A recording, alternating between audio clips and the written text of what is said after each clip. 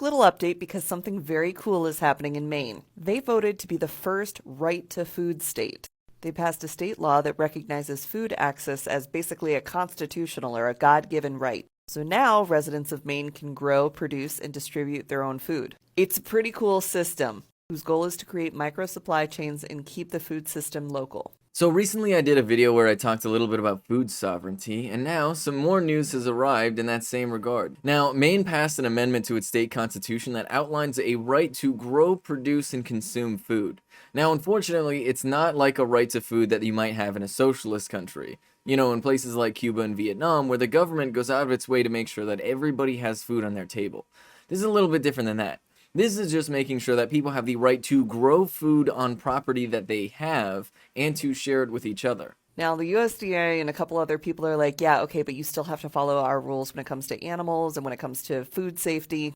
And Maine is like, yo, we're like the biggest agriculture state.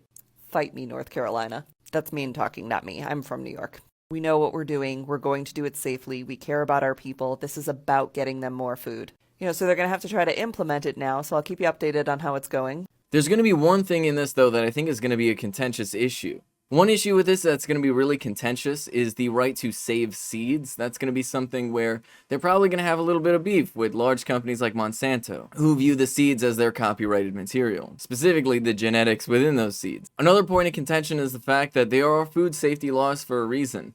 And improper canning is the easiest way to get botulism. But ultimately, this represents a good thing, because it gives an opportunity for people in Maine to build a robust local food economy that isn't dependent on international supply chains. And the reason why the international supply chains can be a huge problem is because, first and foremost, the people that are doing the farming around the world are extremely exploited and put into incredibly miserable conditions, barely making enough money to survive, just so that Americans can get bananas super cheap. But it's also good because ultimately it leads to a lot more connection in the community where people would actually be more capable of helping each other. This removes a lot of barriers, and the specific barrier that this removes and will get rid of is all of the annoying things people have to deal with when it comes to homeowners associations or municipal rules against gardens and things like that. It is actually absurd the fact that so many people live in areas where they are literally not allowed to have anything other than grass in their front yard. People should be allowed to grow whatever they want on their front yard,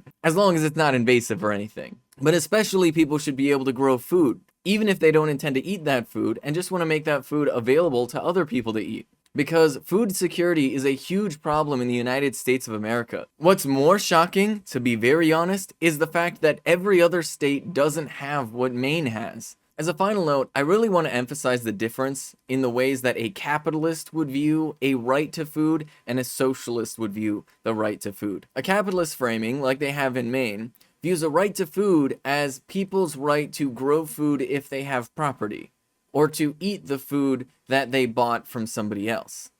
A socialist understanding of a right to food would mean that the government has a responsibility to guarantee food to everybody, no matter their material conditions. Those two different approaches are very stark, and they're something that you should consider when you think about where politically you align. Because ultimately, I think that it is far better to guarantee food to people no matter what their conditions are, not just to guarantee people having a right to grow their own food. Because not everybody owns land. But ultimately, this is a good thing that is happening. And as long as people practice safe canning techniques, then everything should be fine. This is Ben Carollo with Rebel Headquarters. You can catch my show Galaxy Brain on the Young Turks Twitch channel every Friday at 4 p.m. Eastern Time. You can follow me on Twitter if you want to stay up to date with my content.